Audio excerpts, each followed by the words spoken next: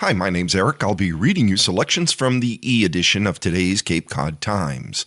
Today's date's Monday, July 29th of 2024, and we'll start with the weather, as we always do. Across the Cape and Islands today, windy and humid with a couple of showers, probably in the morning, slowing down into the afternoon, a high of 77. Tonight, 70 degrees, the expected low, partly cloudy, humidity comes back. We might have showers in the overnight. On Tuesday, tomorrow, variable clouds, stray thunderstorms, and breezy. High of 82, a low of 71. On Wednesday, partly sunny and humid, stray afternoon thunderstorm. Again, very much like Tuesday, Wednesday, and eventually Thursday. High of 81, low of 71. Partly sunny, stray thunderstorms, and humid. Friday, some sun with a stray thunderstorm. Very humid, very warm. A high of 87 and a low of 73. So we're going to ramp up this week into August, basically August weather with quite a bit of humidity, a little bit more warmth. And by Friday and the weekend, we're going to have a hot weekend. So expect thunderstorms, rain, and humidity most of this week. I wish I could give you a better forecast than that, but it's been a very humid summer.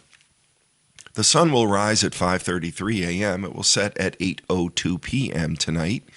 We'll have 14 hours and 29 minutes when the sun comes up. The moon will rise at noon and set at 3:23 p.m. Heading to the front of the paper, where the news and the lottery results are kept, and we read the lottery results because somebody asked for them. If there's something you would like read to the people who are blind or print disabled, you can email us at info@audiblelocalledger.org or call us at 508-539-2030 and we'll consider reading it. And if you miss any of the information that we share in our readings, you can always go to audiblelocalledger.org. In the upper right corner is the Archived Readings tab. If you click on that, you'll find a week's worth of our newspaper readings that you can catch up on, as well as our grocery guides, so you can find out what is on sale at the grocery store. We keep our plays up there, the radio plays that the Ledger Actors Workshop or the Law lays down for you. And you'll find some periodicals and special readings there as well. And all of that is free for people who are blind or print disabled at audiblelocalledger.org on the Archived Readings tab. For the latest results to the lottery, we go to masslottery.com because the Cape Cod Times goes to press too early to give you the latest results, and if you asked, you certainly deserve them. The numbers game for Sunday, July 28th, in the midday drawing, the results were 2, 3, 4, 0. Again, yesterday's midday drawing of the numbers game results, 2, 3, 4, 0. In the evening drawing, the results were 5, 4, 9, 8. Last night's numbers game, Sunday, July 28th, in the evening drawing, 5, 4, 9, 8. For Mass Cash of Sunday, July 28th, the numbers were 1, 12, 13, 19, and 27. And Lucky for Life rounds out our lottery results for Sunday, July 28th with 2, 4, 10, 26, and 29, with 3, the bonus number. Good luck to all who play, and remember us if you win. From the front page of today's Cape Cod Times, dated July 29th, adjusting sights on gun range scope. New bid specifications reduce the scale after initial proposals for Camp Edwards project far exceed the budget, by Susan Vaughn. The Army National Guard is soliciting bids for a scaled-down version of its plans for a machine gun range at Camp Edwards on Joint Base Cape Cod after its initial proposal a year ago brought two bids that were more than $6 million over the $8.9 million project budget. The rebid proposal advertisement in the Cape Cod Times on July 19th at the same estimated cost of $8.9 million calls for construction of a 3-lane, 800-meter, multi-purpose gun range with accompanying facilities, including a range control tower, ammunition breakdown building, covered mess, classroom, and storage. The original proposal consisted of 8 firing lanes, each 800 meters long as described in an EPA review in 2023. In a project review issued April of 2023, the EPA found significant environmental risks, with the range being directly over the Upper Cape Water Supply Reserve, and its approval is necessary for the project to proceed. Maria Hardiman, Director of Communication for the Mass Executive Office of Energy and Environmental Affairs, confirmed that position in an emailed statement on Thursday. The Environmental Management Commission's review of the proposed multipurpose machine gun range continues to be suspended pending resolution by the federal government of the issues, the agency's statement reads. Construction and operation of the proposed range cannot commence without final approval by the EMC. The latest bid doesn't change this process. Further, the statement reads, the EMC's review, if undertaken, would include consideration of advisory committee recommendations and evaluating whether the project meets specific environmental performance standards, which is a set of standards that guides both military and civilian users in the protection of Camp Edward's natural and cultural resources and the groundwater beneath the Upper Cape Water Supply Reserve. The reserve is 15,000 acres, comprising the northern training area of Camp Edwards, the major training area for the Army National Guard soldiers in the Northeast. Why does the National Guard need the machine gun range? The machine gun range is needed because the Army National Guard soldiers need to comply with updated U.S. Army qualification standards, including no more paper targets, according to previous statements from the National Guard. A Massachusetts National Guard spokesman did explain why the new proposal was pared down from the previous one. An emailed response stated the Guard is following the multi-step federal process that's required by the funding that was passed in 2020. The changes to the new gun range rebid proposal, however, were confirmed in April in an appendix of a letter from the EPA to Senators Markey and Warren and Representative Keating, according to an article on the Association to Preserve Cape Cod's website by Executive Director Andrew Gottlieb. The association has been strongly opposed to the project because of its threat to the Cape's sole water source, which would directly affect the towns of Sandwich, Bourne, and Mashpee. The modifications are characterized as a response to EPA's concerns about the threat to the Upper Cape's water supply, he wrote. If it is what the Guard says it is, then the modifications are an abject failure.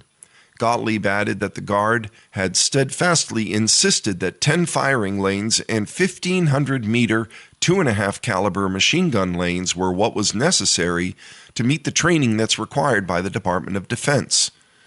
Mark Forrest, Barnstable County Commissioner, responded to the rebid changes last week, saying, the project is the most critical portion of the Upper Cape Water Supply Reserve, established to protect the Cape's drinking water. It's in the most critical portion. My guess is that the Guard is looking to segment the project to implement it in phases, he said. The County Commission has been opposed to the project since 2021 because of the potential environmental impacts. Bids are due on August 7th. Forrest also noted time's running out on the funding as the federal fiscal year ends September 30th. The ad by the Massachusetts Military Division, which is the awarding authority, states that bids from contractors must be received by August 7th. And there is a photo of a group visiting the known distance range beside its observation tower as part of a tour of Camp Edwards for civilians. This range is the one proposed to be transformed into a machine gun range. It's 1,000 meters long, and it was deactivated in 1997. The next headline on the front page of the Cape Cod Times of July 29th, Vineyard Wind says ribbon-like debris is not from turbine blade, by Heather McCarran. After reports of debris from Vineyard Wind's broken turbine blade washing ashore on Cape Cod, the company said there's no evidence of related flotsam on local sands. The GE Vernova blade suffered a catastrophic failure July 13th, sending pieces of fiberglass, foam, and balsa wood into the ocean. And as a result, debris is washed up on south-facing beaches on Nantucket, Tuckerneck, and Muskeget, but it hasn't been positively identified as south or east-facing beaches on the Cape, according to the company. Vineyard Wind spokesman Craig Gilvarg on Thursday said the company received reports of ribbon-like debris that looked like fiberglass on Centerville's Craigville Beach on Wednesday morning. Following that report, personnel walked Craigville Beach, Long Beach, Covell Beach, Loop Beach, Fortes Beach, Keys Beach, and Calmus Beach, looking for debris associated with the GE Vernova damaged blade, he said. All of those beaches are in Barnstable. No debris was found, Gilvarg said, though personnel did identify some stringy ribbon pieces of bleached seaweed, but that material wasn't fiberglass or other debris associated with the blade. On Thursday, Vineyard Wind crews again walked south-facing beaches on the Cape, surveying Dowses Beach, Craigville Beach, Long Beach, Covell Beach, Loop Beach, Fortes Beach, Keys Beach, Calmus Beach, and Veterans Beach, all in Barnstable, to look for any debris, and they found nothing related to the blade. Gilvarg said the company's also been in contact with other towns on the Cape, including Chatham and Truro, and at this time have found no instances of debris washing ashore on Cape Cod. He did, however, confirm that some debris was recovered from the water about 3.5 miles southeast of Monomoy Island in Chatham, and that the company did advise Truro over last weekend on the possibility of debris coming ashore there. Centerville resident Sandy Jones, who was part of the grassroots citizens organization Barnstable Speaks, said on Thursday she found what appears to be a fragment of white-green fiberglass about half the size of her fist on Calmus Beach. Also, she said she collected the seaweed that they're referring to. She said it doesn't look like seaweed to her, but she didn't dismiss the possibility and noted that, to be sure, the residents are planning to have the ribbon-like material and the suspected fiberglass fragment analyzed by an off-Cape lab.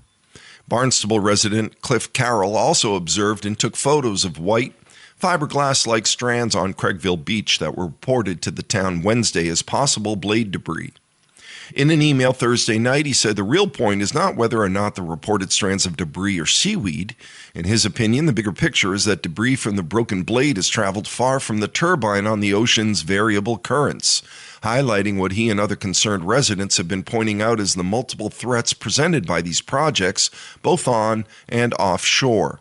We're lucky it wasn't the transformer oil, he pointed out, wondering what would happen if hundreds of thousands of gallons of dielectric oil was released from the project's offshore infrastructure, or if the land-based substation that the project is connected to at Independence Park in Barnstable had released oil into abutting well fields last Saturday night instead.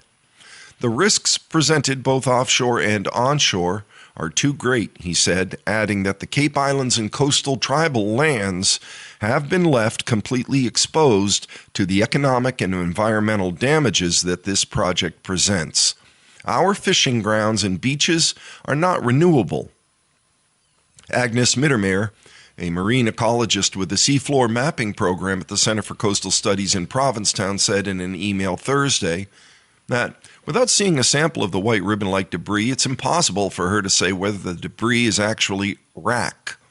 However, she noted eelgrass, Zostera marina, our local seagrass species, is a ribbon-like seagrass that often washes up on shore after storms, and it can lose its chlorophyll in high temperatures and turn yellowish-white, she said.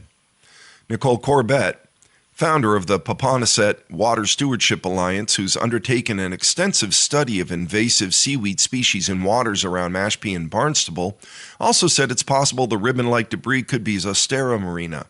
It's in Nantucket Sound right now, and this is the time of year it starts to shed, and it's all white because it's dead, she said, noting that she observed both green and white specimens while on Paponeset Beach in Mashpee on Thursday afternoon. The eelgrass, she said, was the most important seagrass in local embayments until it was choked out by invasive species, but it still grows in Nantucket Sound. While not positively identifying the debris residents are finding as seaweed, without examining their samples, Corbett said a lot of whitened eelgrass has been washing up lately. The timing of the eelgrass shedding and the vineyard wind mechanical issues just happened to line up, she said. And since they have a similar appearance, it's possible the white grass strands could be mistaken for fiberglass. Also on the front page of the Cape Cod Times today for Monday, July 29th edition, the headline reads, Healy vows tougher gun law in Massachusetts will save lives, by Colin A. Young of the State House News Service in Boston.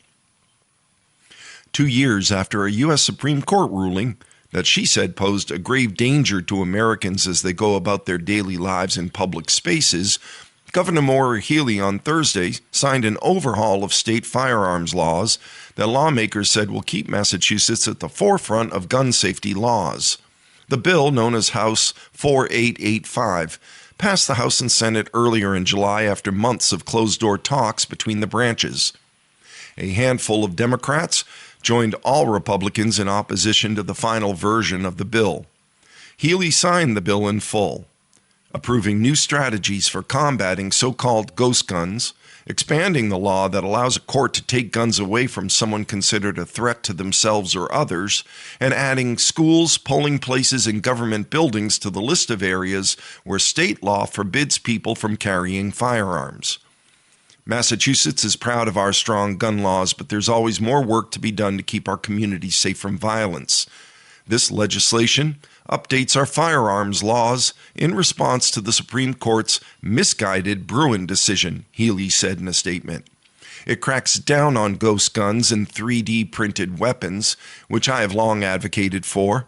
It enhances our ability to prevent guns from falling into dangerous hands and invests in our communities to address the root causes of violence. This law will save lives, and I'm grateful to the legislature and gun safety advocates for their hard work to see this through. Healey, who hadn't offered her own firearms bill and signed one drafted by the legislature, plans to hold a ceremonial bill signing event this week. It'll be a chance for lawmakers and activists who've been working toward this new law for 2+ years to mark their progress and highlight a law that figures to be among the top handful of achievements of Healey's first legislative session as governor.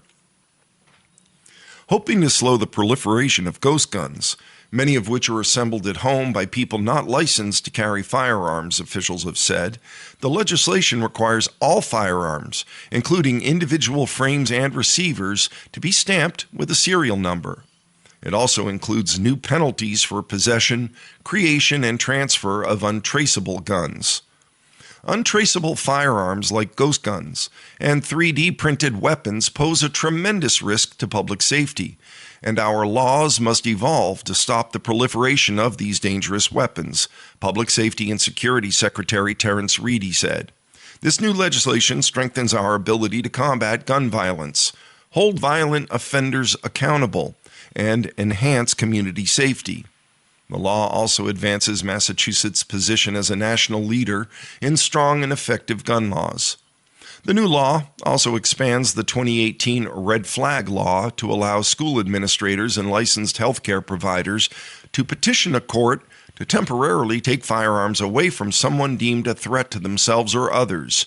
Healey's office said the law clarifies that a person who has had their firearm license revoked under the Red Flag Law cannot obtain any new firearm licenses or identification cards while the extreme risk protection order is still in place. Other parts of the bill would consolidate the licensing process, more tightly regulate modifications in parts that can convert semi-automatic firearms into automatic firearms, boost data reporting about firearms, and align standards for carrying a firearm or hunting while intoxicated with driving under the influence. The bill also creates a new criminal offense for firing a gun and striking an occupied building or dwelling, and it strengthens existing penalties for firing within 500 feet of a dwelling without the owner's consent. Under existing law, Bay Staters can acquire a firearms license at 18, which allows them to purchase semi-automatic rifles. The bill would require a license to carry, which is only available to people 21 and older to buy a semi-automatic rifle. Michael Bradley Jr., the outgoing chief of police in Upton and executive director of the Massachusetts Chief of Police Association, said his organization voted to support the law that Healy signed on Friday. We extend our appreciation to Speaker Mariano, Senate President Spilka, and Governor Healy for their continued efforts to work with our association toward a compromise on gun reform and their shared focus on enhancing safety in the Commonwealth, Bradley said. We're committed to working closely with the administration to address any challenges that may arise to ensure that the law's provisions are effectively put into practice. The law updates the state assault weapons ban to expand the definition of assault weapons to newly include known assault weapons and other weapons that function like them with respect to certain features, the governor's office said. It prohibits possession, transfer, or sale of assault-style firearms and large-capacity feeding devices. Everyone other than firearm instructors and bona fide collectors will be prohibited under the new law from obtaining a license to carry a machine gun. And the new law also makes criminal the possession of gun parts intended to make weapons more lethal by including those parts, including automatic parts, bump stocks, rapid-fire trigger activators, and trigger modifiers under the state's machine gun law, Healy's office said. There is no one-size-fits-all solution to the gun violence crisis plaguing our nation, and we appreciate the comprehensive, multifaceted approach that this bill takes towards ending this epidemic, Ruth Zakarin, CEO of the Mass Coalition to Prevent Gun Violence, said. We're deeply grateful to House and Senate leadership for their nearly 2 years of hard work on this important bill and to Governor Healy for signing this life-saving bill into law today. John Rosenthal, founder of Stop Handgun Violence, said the new law will effectively close dangerous loopholes in existing law. It will save countless lives and endless grief from preventable gun violence, and it will do so without any inconvenience to law-abiding gun owners and sports people like me. Gun owner groups have been actively resisting the legislation as it moved through the process in the House and Senate over the last year, criticizing the bills as an infringement on Second Amendment rights and a solution in search of a problem. It's simply a tantrum because of the Supreme Court case in Bruin. Jim Wallace, executive director of the Gun Owners Action League, known as GOAL, told the news service in an interview earlier this month when the compromise bill was unveiled. The powers that be that support this garbage basically couldn't handle being told they're wrong and went on a fit. And that's what this represents. Keeping it local, or at least statewide, unemployment claims in the state declined last week.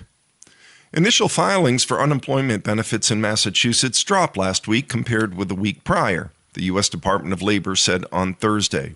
New jobless claims, a proxy for layoffs, fell to 4,564 in the week ending July 20th. That's down from 6,502 the week before, the Labor Department said. U.S. unemployment claims dropped to 235,000 last week. That's down 10,000 claims from $245,000 the week prior on a seasonally adjusted basis. Texas saw the largest percentage increase in weekly claims, with claims jumping by 24.9%. And Kansas, meanwhile, saw the largest percentage drop in new claims, with claims dropping by 68.7%. Editorial note, the USA Today Network has published localized versions of this story on its news sites around the country, generated with data from the U.S. Department of Labor's weekly unemployment insurance claims report. From the Cape and Islands section, equine encephalitis detected in area mosquitoes by Heather McCarran. Barnstable residents are being advised to beware of outdoor activities at times of day when mosquitoes are active after Triple E, Eastern equine encephalitis, was detected in the town. On Thursday, the State Department of Public Health issued an advisory about a mosquito sample that was collected July 23rd, testing positive for the virus. That sample was collected from an area located in the northwest quadrant of the town of Barnstable, according to a release that was distributed by Barnstable Health Division Director Thomas McKean late Thursday afternoon. The mosquito sample included Culex pipiens restuans complex mosquitoes, which are closely related mosquito species that are known to be bridge vectors because they feed on both birds and animals. According to the CDC, eastern equine encephalitis circulates in the environment between mosquitoes and birds, typically found in freshwater, hardwood swamps, and it's then spread to people and some animals like horses. Barnstable detection is the second in the state this summer. Triple E virus, characterized as a rare but serious illness, has caused 43 human infections in Massachusetts, with at least 22 deaths between 2000 and 2023, according to the information that was shared by McKean. Triple E was first confirmed in Massachusetts this summer in mosquito samples that were collected in Carver on June 30th. But the state DPH reports there have been no human or animal cases detected so far this year. The agency in July listed Carver along with Kingston, Middleborough, Plymouth, Plimpton, and Wareham as communities with moderate risk level for Triple E. In a July 3rd advisory that was posted on the DPH website about the Carver finding, state epidemiologist Catherine Brown noted that Triple E activity in Massachusetts tends to occur in outbreak cycles. We rely on our mosquito surveillance program to monitor for the presence of virus, to let people know where and when the risk is occurring, she said. West Nile virus, which is another mosquito-borne virus, was found June 25th in Quincy. What are the symptoms? The CDC notes on its website that most people infected with Triple E don't develop symptoms, but those who do typically begin experiencing symptoms between 4 and 10 days after they're bitten by an infected mosquito. Triple E infection may result in febrile illness with fever, chills, body aches, and joint pain that lasts 1 to 2 weeks, and then, quote, most people recover completely when there is no central nervous system involvement. The virus may also cause neurologic disease in some, including meningitis, which is inflammation of membranes around the brain and spinal cord, and encephalitis, which is inflammation of the brain. Symptoms may include fever, headache, vomiting, diarrhea, seizures, behavioral changes, drowsiness, and coma. In infants, neurologic disease often occurs soon after onset. In older children and adults, encephalitis might occur after several days of systemic illness, according to the CDC. People under age 15 and over age 50 are at greatest risk for serious illness, the young and the senior. How to protect yourself. According to Thursday's advisory from the Town Health Division, steps residents can take to protect themselves include, avoid mosquito bites. Apply insect repellent when you go outdoors and use a repellent with DEET. That's N-diethyl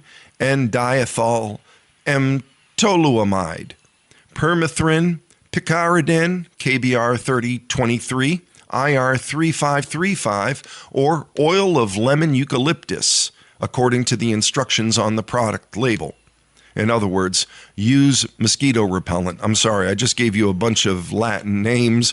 I have no idea what any of those things are except for DEET and oil of lemon eucalyptus. So put those on, keep the mosquitoes away.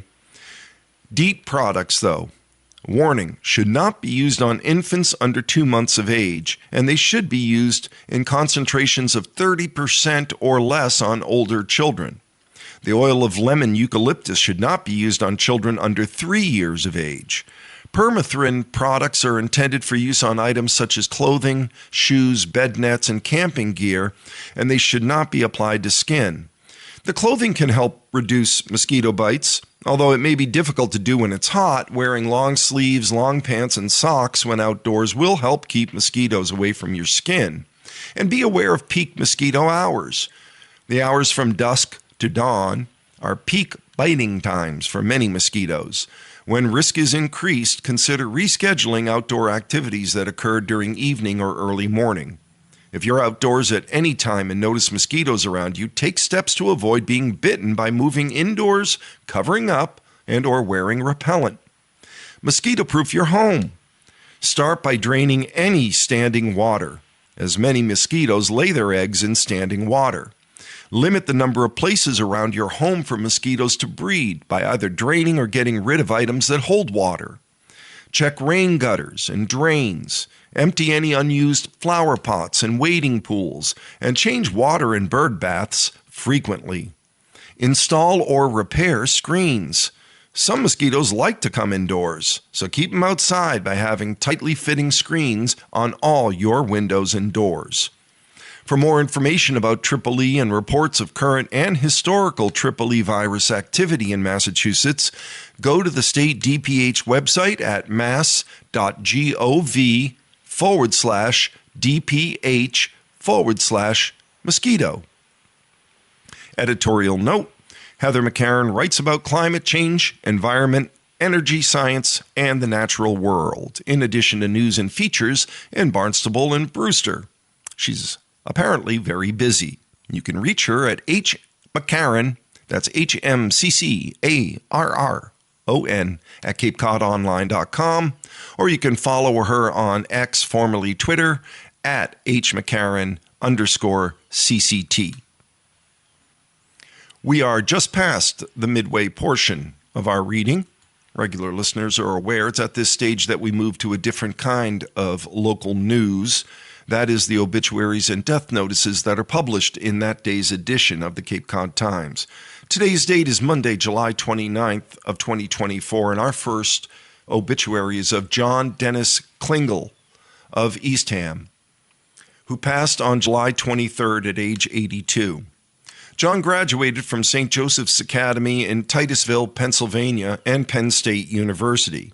He married the love of his life, Karen Son Klingel, in October of 1964, and they would have celebrated their 60th wedding anniversary this year.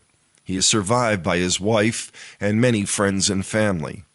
Everything John did was driven by passion and commitment. He lived and breathed publishing, holding prominent positions as Vice President of Development for Time Publishing Ventures and President of Consumer Magazine Marketing at Reader's Digest Association, retiring in 2006. John mentored many in the publishing and marketing fields, leaving a legacy of nurtured talent and innovative approaches. He later devoted himself to photography, becoming a renowned photographer and sought-after teacher. John traveled the world, visiting 6 of the 7 continents, perfecting his craft, capturing scenes from wild horses to tranquil beaches, embodying a spirit that never did anything halfway. His focus, once he set his mind to something, was unrivaled. John was a dedicated teacher and mentor throughout his career and his entire life. His passion for sharing knowledge and nurturing talent was a constant that touched countless lives. Outside of work and photography, John was also a devoted soccer coach, skier, loving father, and grandfather, and he had a passion for politics and history. He also enjoyed gardening, backpacking, and other outdoor pursuits. His diverse interests and deep love for his family defined his personal life. John's legacy will continue through the many lives he touched, and he will be dearly missed by all who knew him. The other obituary in today's Cape Cod Times is of Mark Joseph Rodericks of Hyannis, who passed away peacefully at his home Monday, July 22nd. He was born October 22nd, 1976 at Cape Cod Hospital and grew up on the shores of Fallens Pond in Yarmouthport and on the sidelines of watching the Patriots, Celtics, and Red Sox games with his family and friends. Following his graduation from Brewster Academy in Wolfboro, New Hampshire, he settled in Pompano Beach in Florida, a longtime gathering place for his family to continue his education and explore what the world had to offer. But soon he returned to settle on Cape Cod. He battled with asthma his entire life and overcame triple bypass surgery at 40, but continued to have setbacks with his heart and complications from diabetes. But his spirit kept him strong, and his resolve for life was second to none. He is survived by many who will miss him dearly. A memorial service is planned for August 5th at 10 a.m. at St. Francis Xavier Church in Hyannis. Any donations can be made to the Cape Cod Artificial Kidney Center at 241 Willow Street in Yarmouthport, Mass. And that concludes the obituaries that are listed in today's Cape Cod Times of July 29th. Back at the Cape and Islands section, the news section for local news and information. Son's birthday month guides an Eastham mom to a $1 million ticket by Gwen Friss. 12 proved a lucky number for Eastham resident Barbara Fay.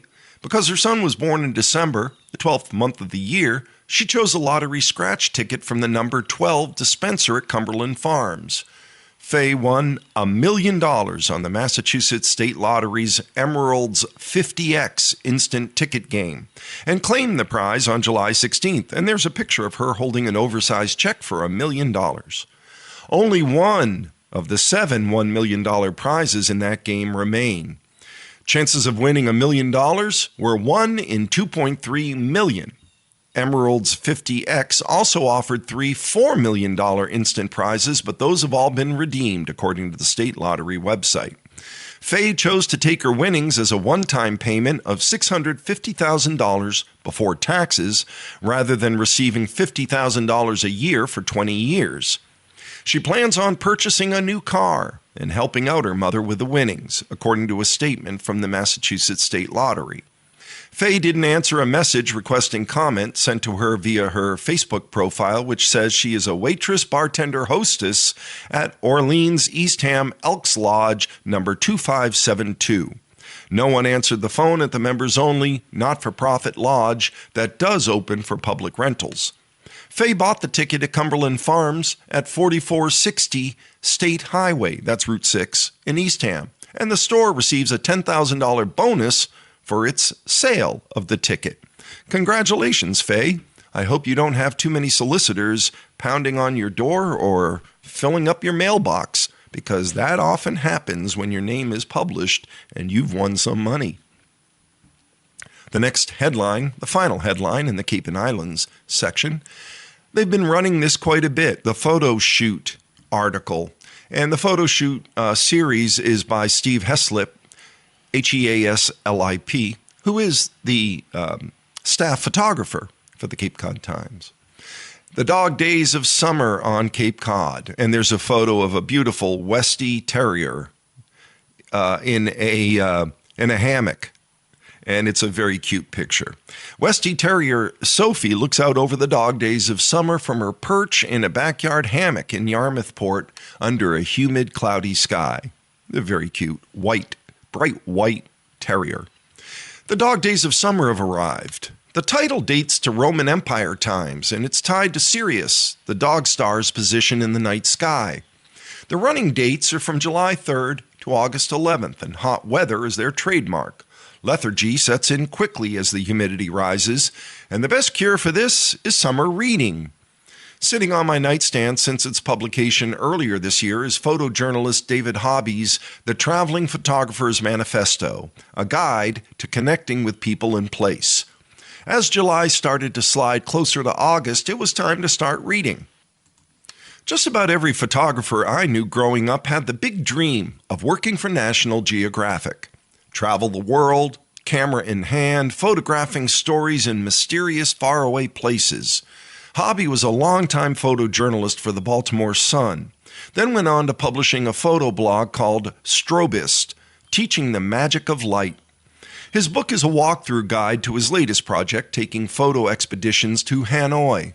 His travel tips early in the book are good reading for anyone with wanderlust, but the real meat of the book comes in the later chapters as he describes his approach to connecting with people. I learned a quick lesson in that long ago on the tennis court. My college tennis coach had a simple and easy philosophy. Always look people in the eye and say hello, no matter the location. A smile and greeting seems an easy thing to master. You don't have to be an extrovert to practice this technique, and it comes with no guarantee your salutation will be returned. But as Hobby writes, be a human first, photographer second. And he goes on to say, if you want to meet and photograph more people, don't lead with your camera, lead with your heart. The summer still has lots of heat left as the campaign season is getting supercharged. Exchanging a simple greeting to those who pass us by might just be the best way to keep our cool to finish out this summer. And it's time for some politics, of course. And we are happy to have more local news where after the obituaries and the Cape and Island section, we are still talking about local news. We love that when the Cape Cod Times keeps it local. 2 Democrats are running for Barnstable and Islands State Representative by Heather McCarran. Thomas Moakley of Falmouth and Ariel Faria of West Tisbury are the 2 Democrats running on the September 3rd primary ballot for the State House of Representatives seat for the Barnstable, Dukes, and Nantucket District. There are no Republicans running for the seat on the primary ballot. The Barnstable, Dukes, Nantucket District covers Falmouth precincts 1, 2, and 6, as well as Aquina, Chilmark, Edgartown, Oak Bluffs, Tisbury, West Tisbury on Martha's Vineyard, Gosnold, and Nantucket. Nomination papers were finalized on May 31st. There'll be only 2 contested races affecting Cape Cod voters in the primary. This race and the Republican race for the Plymouth Barnstable Senate seat. But the general election on November 5th is heating up locally. The deadline to register to vote in the primary is August 24th. Here is candidate information listed in alphabetical order by last name. The candidate of Ariel Faria. That's Arielle Faria. Her age is 44. Town of residence and length of residence there, 15-year resident of West Tisbury on Martha's Vineyard. The work, Island Housing Trust. Her education, Berklee College of Music, music production, and engineering and music business. Certification in MP&E and music performance. Civic experience, co-chair, Coalition to create a Martha's Vineyard Housing Bank, a grassroots organization. Board member of Martha's Vineyard Community Foundation. Former board member of Martha's Vineyard Hospital. Former committee member, Task Force Against Discrimination in West Tisbury. Former tenant representative of Dukes County Regional Housing Authority Board. Visioning committee member for the town of West Tisbury, part of development of a town master plan. The question to Faria, what are key strengths and weaknesses of this district? The Barnstable, Dukes, and Nantucket District represent the best the Commonwealth has to offer. From its scenic beauty to its vibrant tourist scene, the Cape and Islands community welcomes those who live here year-round as well as those who join periodically throughout the year. Despite a robust local economy, there are ways in which the district can become even more affordable and accessible to all of our communities. As your next state rep, I will prioritize the often forgotten members who reside here.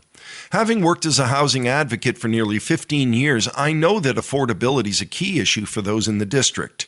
Our district has been hit particularly hard with skyrocketing prices that have emerged throughout the state. As someone who has worked closely with tenants, I know firsthand the challenges that emerge when rent suddenly increases overnight. We must advocate for tenant-friendly policies to keep our low to middle-income residents in the district. If elected, I'll be a proud voice for those historically underrepresented communities in their fight for affordability. If elected, the next question asks, what are the top 3 issues you'd like to address? If fortunate enough to be elected, I would focus on bringing down costs to ensure families can afford to live and stay here, addressing the effects of climate change like coastal flooding to protect homes and businesses, and fighting for more education funding so every child can reach their full potential.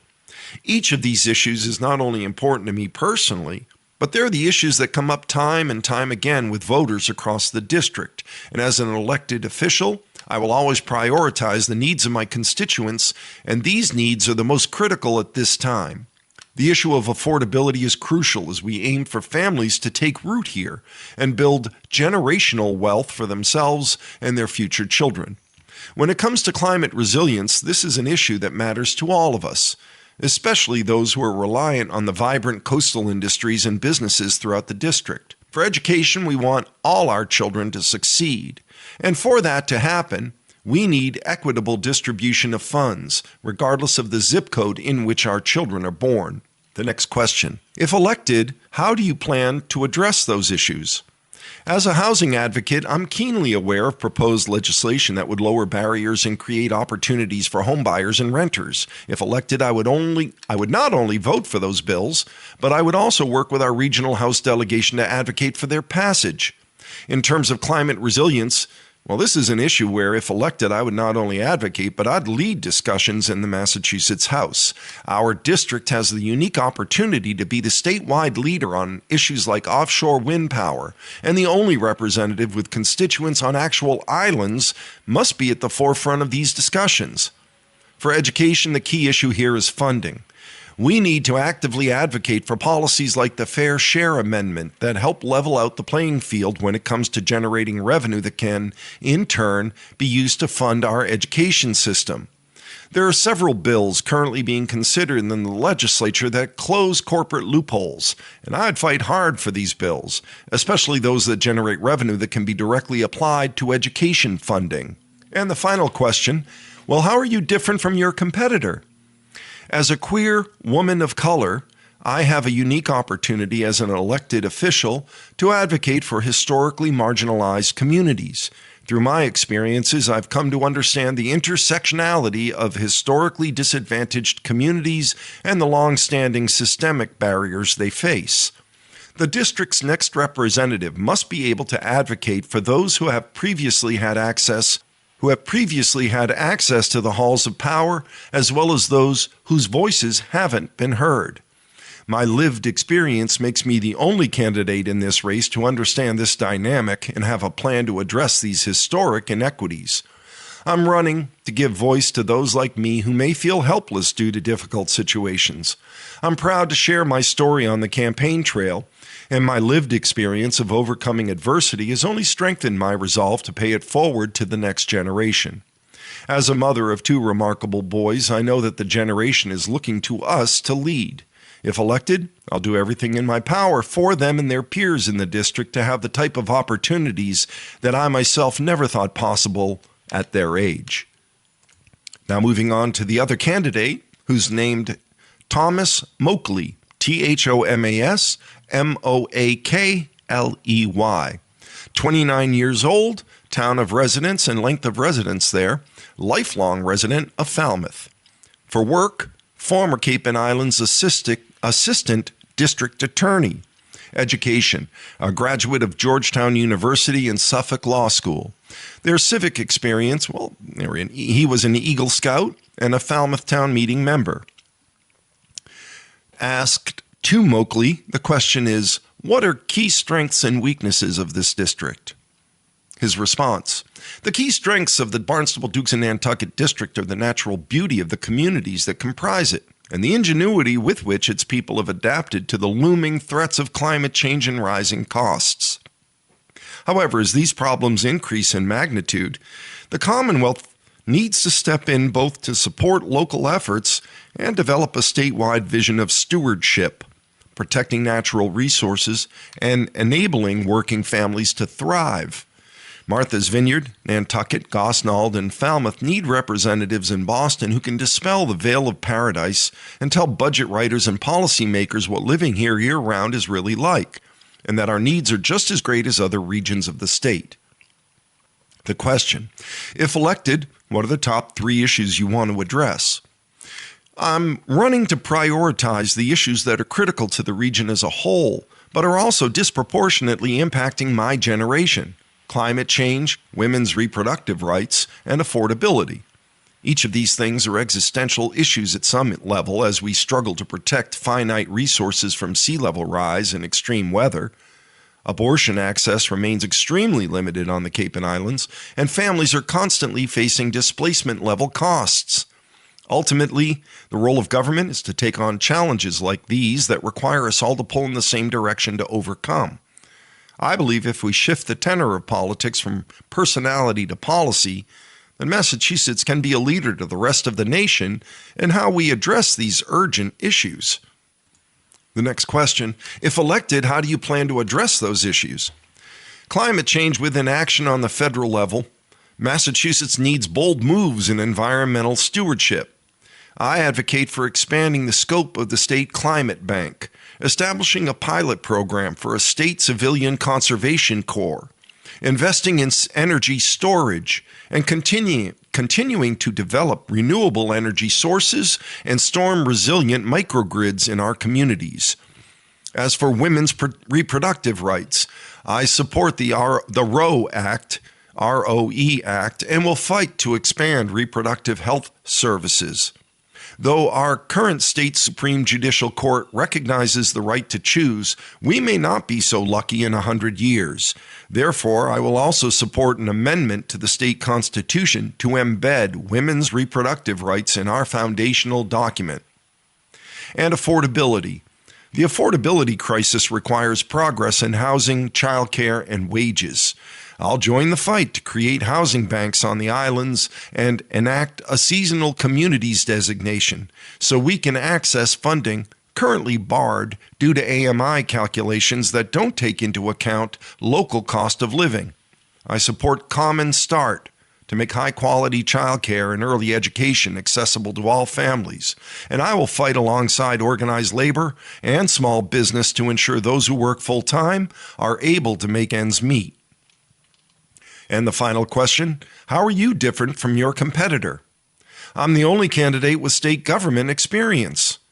In my role as the sole assistant district attorney for the Martha's Vineyard Juvenile Court and Edgartown District Court, I was responsible for about 850 criminal cases annually, handling each from arraignment until final disposition, including jury trials. Like the role of state representative, as the ADA, I had to maintain positive relationships despite competing priorities among police, defense attorneys, and court staff. Just as a legislator contemplates each bill, I tried to handle each case with fairness, efficiency, and open communication. In the spirit of collaboration that's essential to getting things done, I joined Judge Benjamin Barnes, DA Rob Gallibois, Sheriff Bob Ogden, the probation department, and others to lay the groundwork for the island's first recovery court, taking a holistic approach to public safety and treating those suffering from addiction as individuals. I've also served my hometown as an elected town meeting member. I believe in the value of public service and the power of good government. I intend to show that mine is a generation not content to stare at our phones, but one that cares about the future and is ready to fight for it. So there you have the two candidates, quite different in their approaches and in their writing and answers. And now you have more information to make an informed choice. Good luck with both candidates. We've completed our local news. We're going to move into the international or national news at this point. Israel pledges to hit Hezbollah hard. Security cabinet meets after rocket strike kills 12.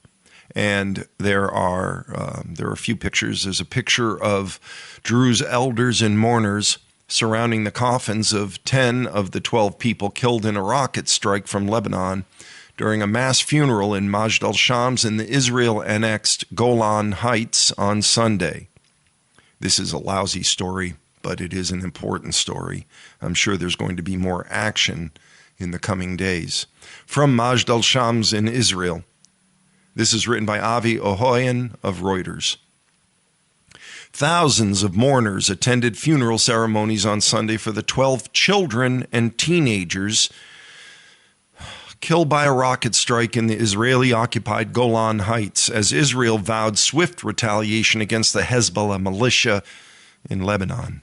Hezbollah denied any responsibility for the attack on Majd al-Shams, the deadliest in Israel or Israeli-annexed territory since Hamas's October 7th assault sparked the war in Gaza, which has since spread to several fronts and now risks spilling into a wider regional conflict.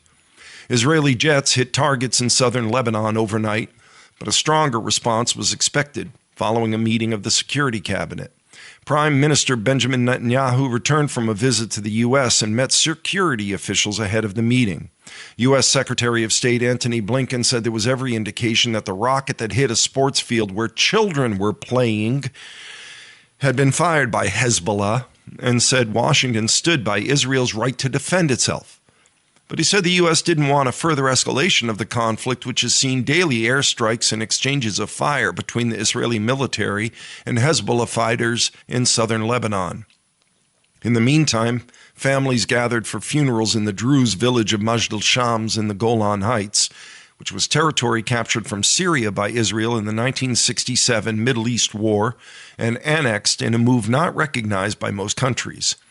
The Druze, an Arab minority who practice a form of Islam, make up more than half the 40,000-strong population of the Golan Heights, and large crowds of mourners, many in traditional high white and red Druze headwear, surrounded the caskets as they were carried through the village. "We are in difficult moments, a heavy tragedy. A dark day has come to Majd al-Sham," said Dolan Abu Salah, head of the Majd al-Sham's local council, in comments that were broadcast on Israeli television. Druze communities live on both sides of the line between southern Lebanon and northern Israel, as well as in the Golan Heights and Syria.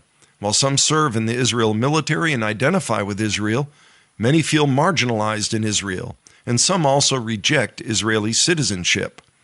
Hezbollah initially had announced it fired rockets at Israeli military sites in the Golan Heights, but then they denied involvement in the attack on Majd al-Sham, saying it had absolutely nothing to do with the incident, and they categorically deny all false accusations in this regard.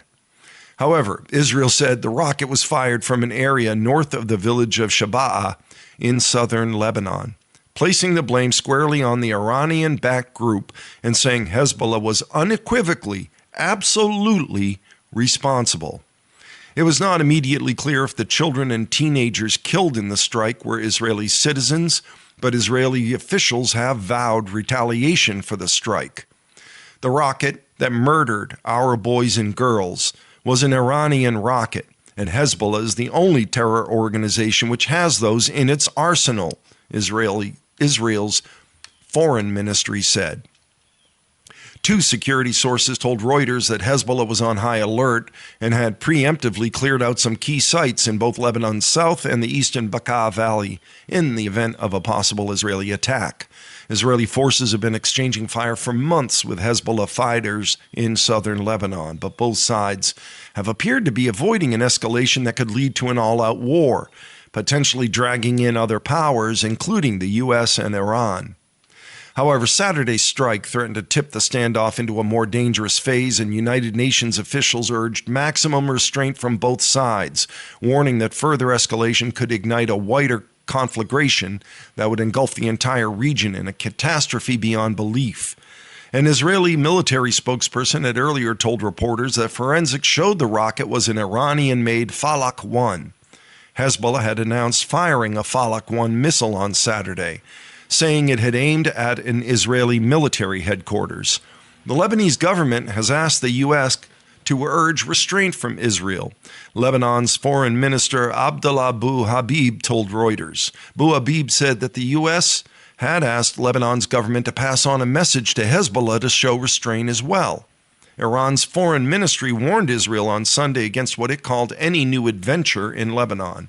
However, Israeli Defense Minister Yoav Gallant, visiting the site of the strike, said, "We will hit the enemy hard." Syria's foreign ministry said it held Israel fully responsible for the dangerous escalation in the region and said its accusations against Hezbollah were false. A statement from the White House said U.S. support for Israel's security was ironclad. A senior diplomat focused on Lebanon said all efforts were now needed to avoid an all-out war. The conflict has forced tens of thousands of people in both Lebanon and Israel to leave their homes. Israeli strikes have killed some 350 Hezbollah fighters in Lebanon and more than 100 civilians, including medics, children, and journalists. The Israeli military said after Saturday's attack, the death toll among civilians killed in Hezbollah attacks had risen to 23 since October, along with at least 17 soldiers. Hezbollah is the most powerful of a network of Iran-backed groups, terrorist groups, across the Middle East, and started a second front against Israel shortly after Hamas's October 7th assault. Iraqi groups and the Houthis of Yemen have also both fired at Israel, which earlier this month attacked the Red Sea port of Hodeidah, and in retaliation for a strike on Tel Aviv that killed a person. Hamas has also carried out rocket attacks on Israel from Lebanon, as has the Lebanese Sunni group, the Jama'ah Islamiyah. And with that, dark and troubling story, we've come to the end of our reading of the Cape Cod Times for Monday, July 29th of 2024.